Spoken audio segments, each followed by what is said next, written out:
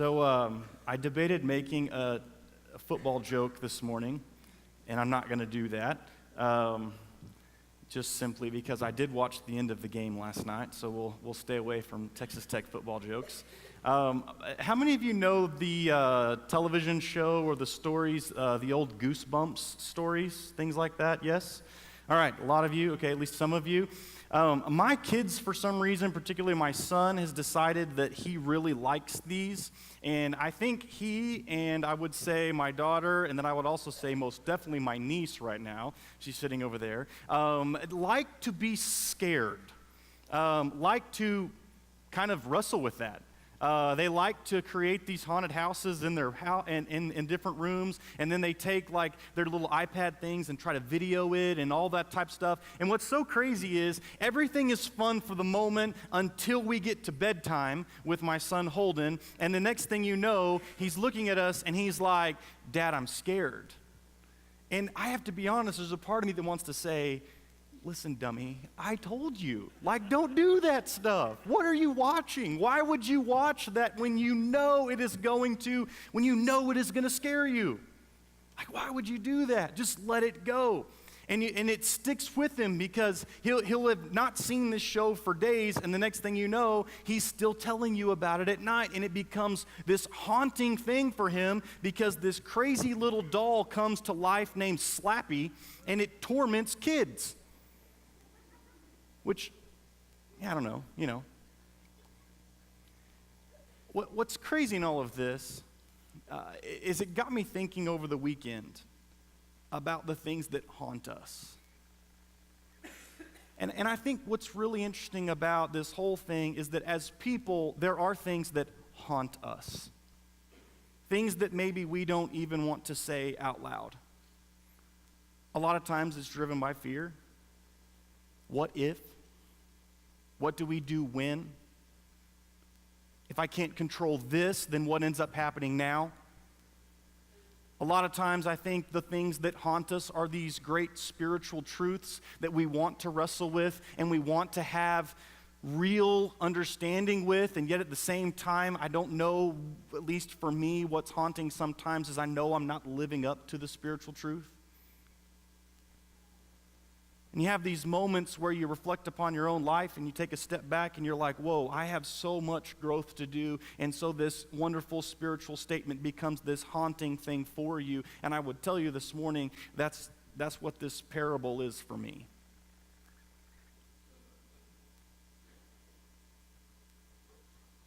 See, this morning we're going to wrestle with the parable of the vineyard workers, or at least that's what somebody decided they would insert into most of our Bibles as the heading. And I would go ahead and argue with you already, just to kind of let you know where I'm going with this, that I don't think the title that whoever inserted this, I don't think that's the correct title.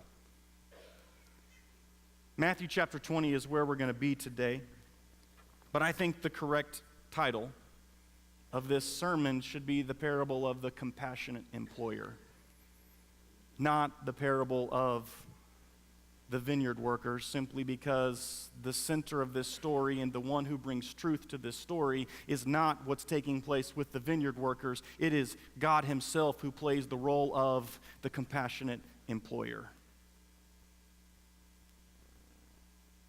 Secondly, what's interesting is that this story, this parable, was purposely told by Jesus in order to shock people. Now that's interesting, isn't it? Because I don't know that I see Jesus, at least I don't know that I perceive Jesus as the guy that walks into the room and then just kind of throws a grenade and says, "Let's see what happens," you know?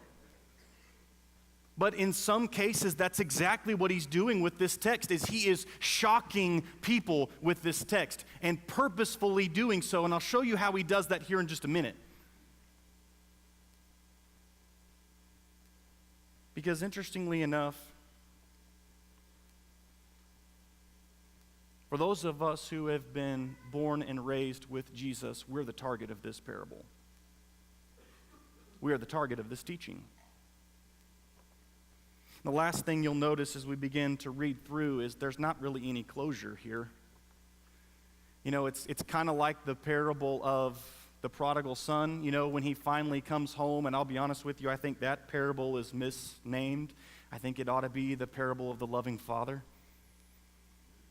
But as the younger son comes home and the father expresses all of this grace and love and welcoming back into the fold, loving him regardless of what he's done. Here is the elder brother who is faced with the opportunity. Do I take the father's love and do I go with where he's going? Do I buy into that amount of grace or do I do something else? And we're kind of just left hanging. And that's exactly where you're going to be this morning at the end of this text. You're going to be left hanging because there is no closure here. And we're all left to reconcile, or at least to wrestle with and to stand before a mirror and go, am I okay with that amount of grace? That's where we're at. So let me read this text for you this morning. It's Matthew chapter 20, beginning in verse 1. For the kingdom of heaven is like a landowner who went out early in the morning to hire workers for his vineyard. After agreeing with the workers on 1 denarii, he sent them into his vineyard for the day. When he went out about 9 in the morning, he saw others standing in the marketplace doing nothing. He said to them, "You also go into my vineyard, and I'll give you whatever is right." So off they went. About noon and about 3, he went out again and did the very same thing. Then about 5, he went and found others standing around and said to them, "Why have you been standing here all day doing nothing?" "Because no one has hired us," they said to him. "You also go into my vineyard," he told them. When evening came, the owner of the vineyard told his foreman, "Call the workers and give them their pay, starting with the last and ending with the first." When those who were hired about 5 came, they each received 1 denarii. So when the first ones came, they assumed they would get more, but they each also received a denarii each.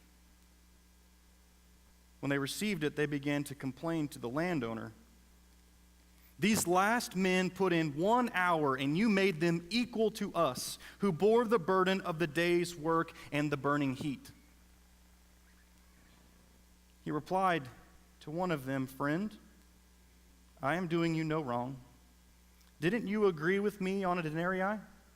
Take what's yours and go. I want to give this last man the same I gave to you. Don't I have the right to do what I want with what is mine? Are you jealous because I am so generous?" So the last will be first, and the first will be last. The scene is very different, I think, than what most of us are used to. The vineyard owner needs more work, and maybe it's because it's planting season or some sort of preparation time during his vineyard work, or maybe because it's harvest, and so he's reaping a bigger harvest than what he thought, and so he's heading out to find more workers. Who knows, but at the end, in their day and time, basically, the marketplace is where you would find people. So just to give you a cultural understanding of what it is here is basically villages, and this is how people would live. And they were pretty small villages most of the time. And so at one place in the market, everybody would kind of gather around where it is, but at the corner of the marketplace in most of these villages is where the unemployed would be. Like, these are the guys who don't have full-time jobs. And so what they do is they gather in the same place. And so all of these employers, all these people who have the money to pay somebody to come work for him would show up early in the morning, because the Jewish day began at 6 and ended at 6. And so they are there early in the morning, and they're picking out the best of the unemployed to go work with them. And you can imagine how this goes. I will tell you, as a youth minister, I remember the very first year I was at church camp, and we would do this banquet dinner at the end of the week where the girls would invite the guys to be their date to the banquet. And the way that they did it, which this is one of the worst things you could do to teenagers, by the way, They would basically write their names on a sticky note and then put the sticky note on their back. And if a girl walked up and she picked your sticky note, then you were her date to the banquet.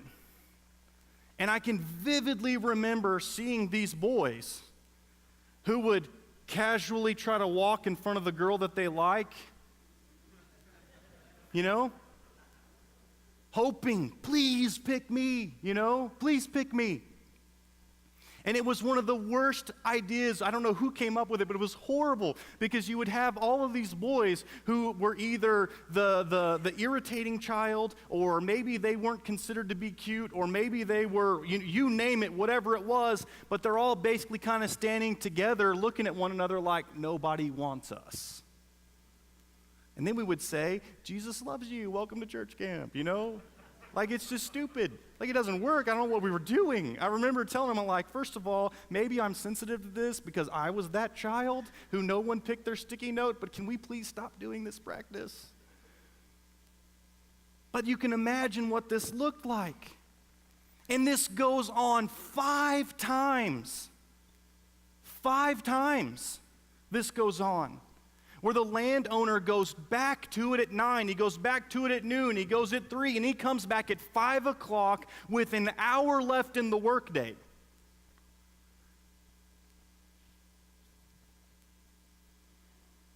Part of me wonders, and there's just a part of this, is I keep wondering why the landowner keeps going back over and over and over, because I'm like, dude, you need how many workers, and yet you don't have enough money to pay a foreman to be making the traveling back and forth? Like, this just seems like bad business. Can you imagine the last group of workers? There are a few things you can definitely assume based upon their culture.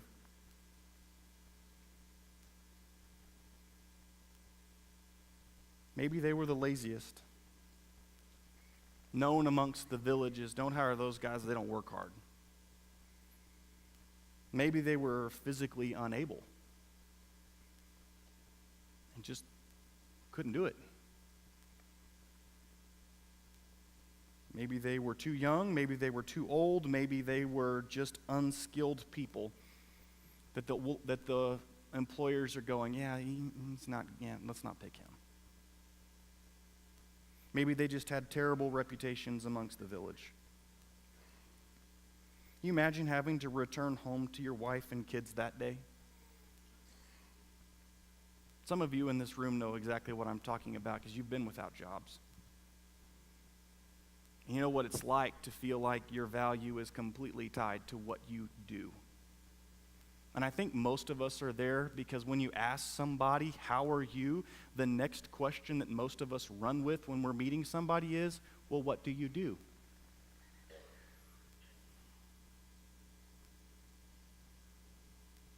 But I wonder what it would have looked like to walk back into a home knowing I can't feed my family. The embarrassment of being that guy who is never good enough to work. And you know what? Maybe they stayed all day because as a man, I actually understand this a little bit. Maybe they stayed all day long because they were so embarrassed they didn't even want to have to look at their wife in the eye. And they just sat there because they didn't know what else to do. Knowing they have no money or food to take care of their family's necessities. Or maybe they just didn't have any friends or family or homes or anything. And we know that the landowner is the hero in this story. But as the day fades, he comes and hires them. And what I love about this story is he doesn't treat them like a beggar. Did you notice that? He doesn't say, oh, it's 5 o'clock and no one likes you.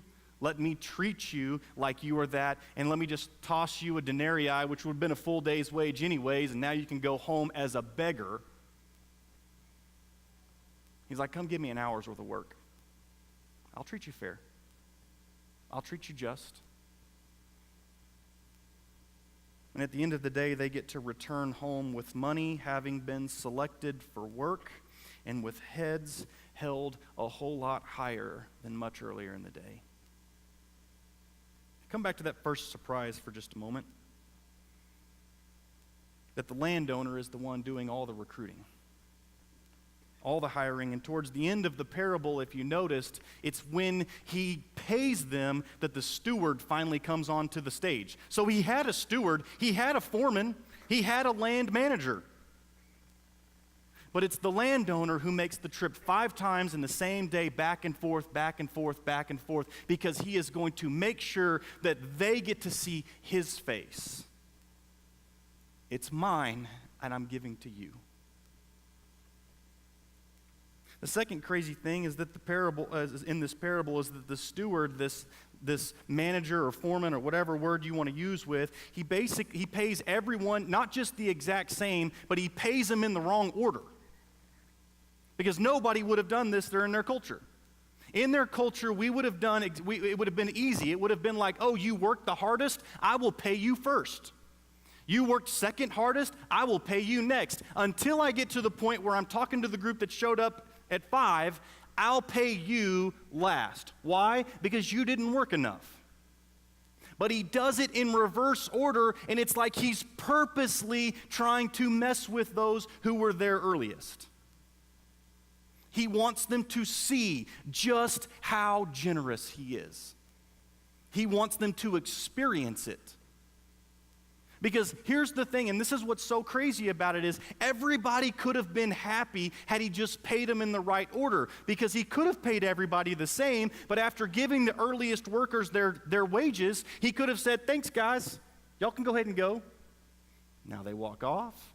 Now we get to the next group. Let me pay them. Because now those guys that work the hardest, they don't know any different. But he doesn't. He purposely saves them for last.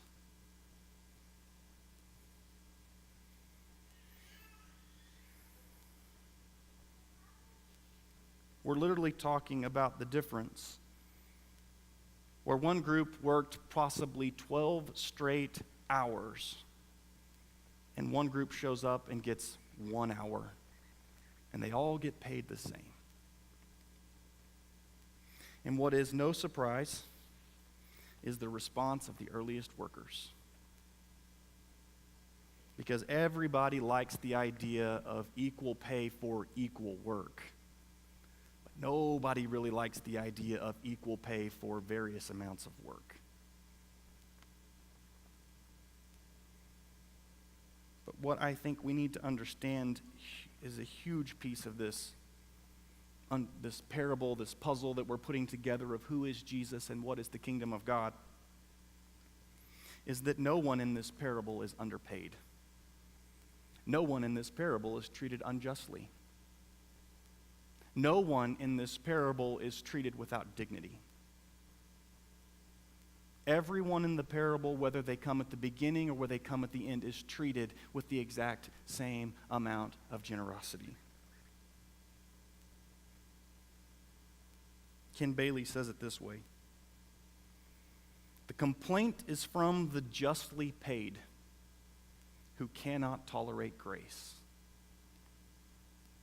The complaint is from the justly paid who cannot tolerate grace. This is the exact same situation as the elder brother who looks at his brother and says, no, that's not okay. He doesn't deserve what I get. And I would imagine, I was talking to Amanda, last week, and we were talking about fairness. And everybody likes fairness until they're the one who is treated unfairly, or what seems like unfairly. See, I think for us, and I would tell you, I'm just going to go ahead and say this. I think our American society is actually part of the reason that we struggle with so much of this.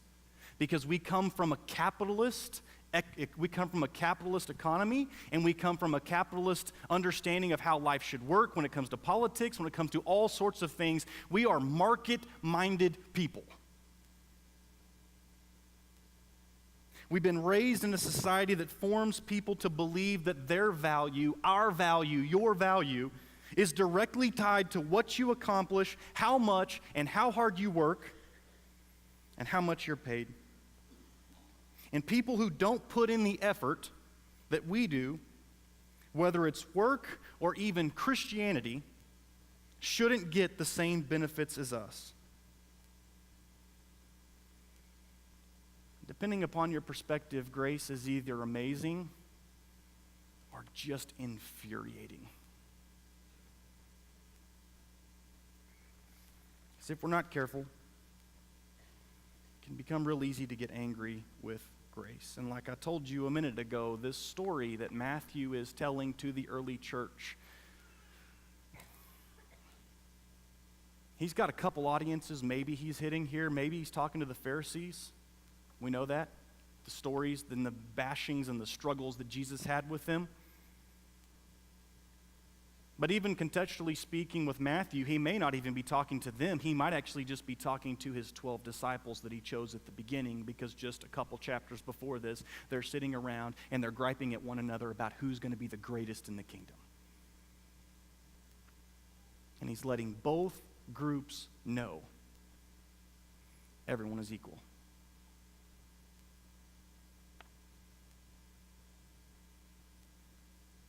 Regardless of your abilities, reputation, how much you can contribute, regardless of your sin, each and every one is equal. And the crazy thing about this is that the complaining workers in this parable are people who obey God. That's the connection we got to make here, that the complaining workers in this parable are the people that obey God. But they're also the ones who are frustrated when others get the same reward. These are the folks that are trying to dictate God and his people and what his will should be, how much generosity and grace each and every person should get. This is a strong warning, and this is why I say that this parable is haunting for me. This is a strong warning to Christians who are trying to control God's grace, who are trying to pressure God into denying others what he so desperately wants to give. And this is why Jesus says at the end of the parable, you will be last. And let me get to something that I want to just absolutely bless you with this morning. We begin the parable with the landowner. And I want to finish the sermon talking about this landowner who makes the trek from his farm to the marketplace 5 times in a single day, which for a man of his status is unheard of.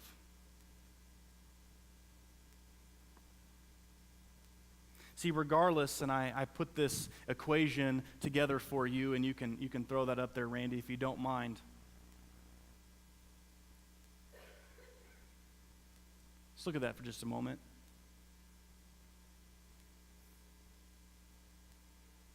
Because the struggle in the midst of this is that as you begin to look at something like this, we like, as people who work hard and who are trying really hard, whether it is in life or whether it's even in our own Christianity, we like A times B equals divine covenant. We like that one. But the minute you throw Amazing Grace in there, that makes us a tad nervous, because maybe, just maybe, all the factors we've been using to get to Jesus aren't as important as maybe we think they are. But if you're sitting in this room this morning who realize completely that A times B will never get you divine covenant because you are so beat up by the world, you've been alienated, you've been hurt,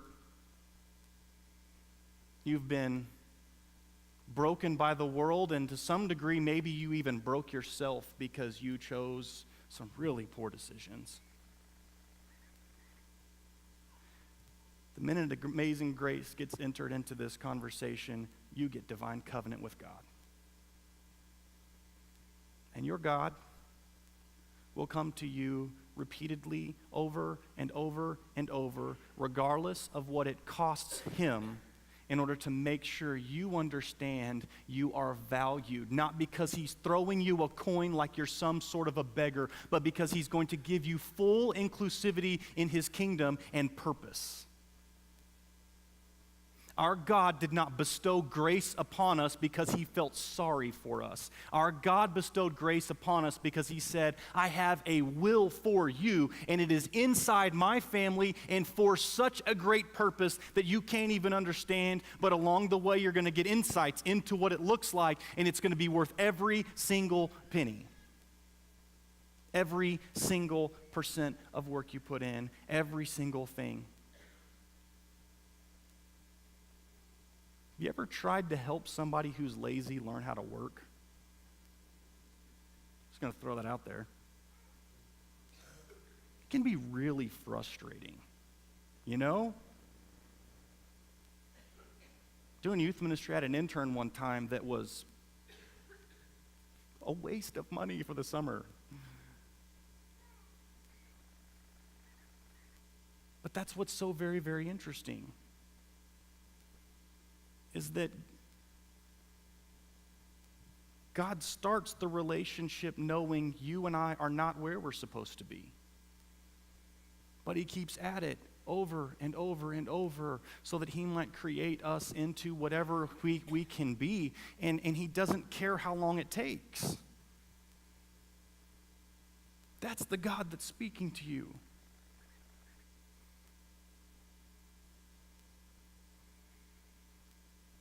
And I will tell you, part of what haunts me in this text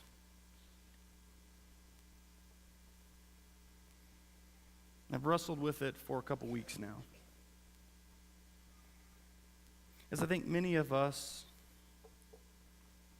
well, we all want more at the end of the day.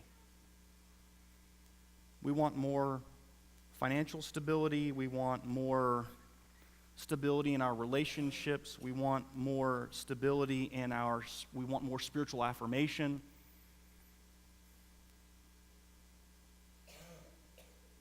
And the landowner chose to have less at the end of the day so that others could have more.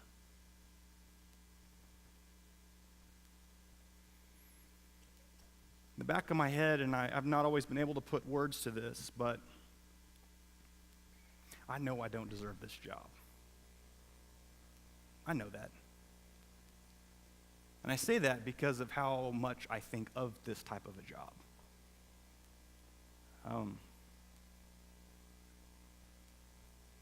And every day I have this haunting moment in the back of my head that says, will you give more of yourself? Will you take home less today so that others can have more?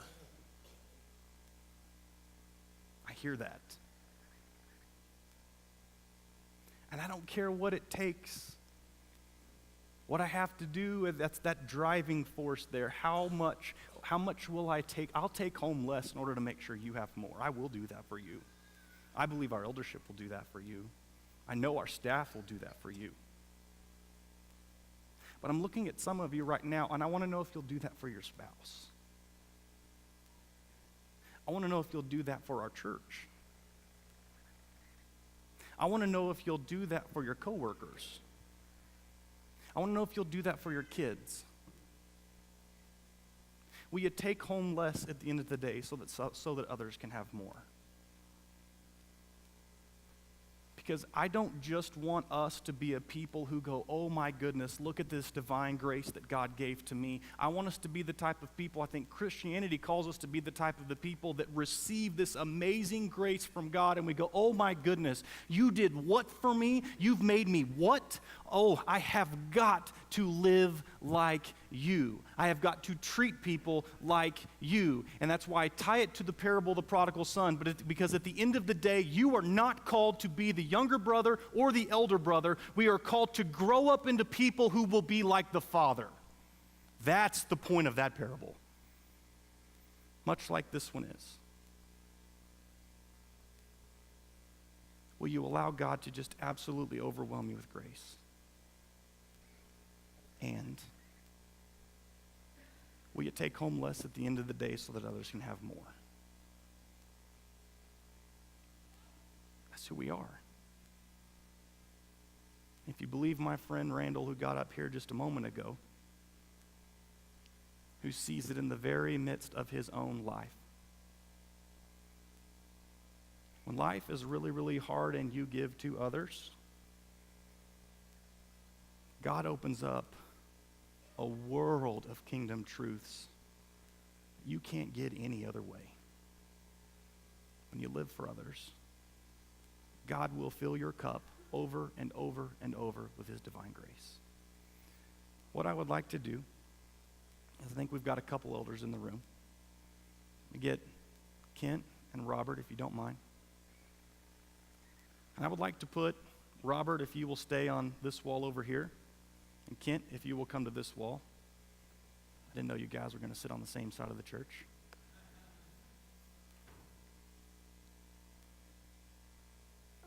I just want us this morning to surround you in prayer. I will be speaking out loud, but what I promise you is that these two men will be standing in the back corners right here praying over you as well. We want to pray for you. During the last song, if you want to come talk to us, you can. So the band, you guys, go ahead and come on back up.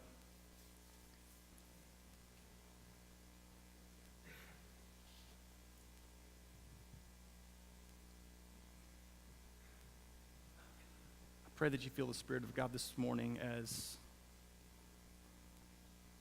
whatever we are to you, does our best to pray over you and pray for you. Let's pray.